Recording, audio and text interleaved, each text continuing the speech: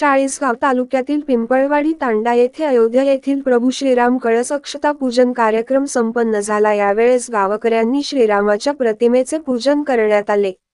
कार्यक्रमात माजी उपसरपंच प्रकाश भाऊ राठोड, जालम सिंग राठोड, माजी सरपंच एकनाथ भाऊ राठोड, ग्रामपंचायत सदस्य जालिंदर राठोड, छगन जाधव, परमपूज्य दत्तगिरी महाराज अमोल राठोड, तुळशीराम राठोड, मोहरसिंग चव्हाण, गौस महाराज, मकरंद राठोड, पूर्णदास चव्हाण आदी नागरिक उपस्थित होते।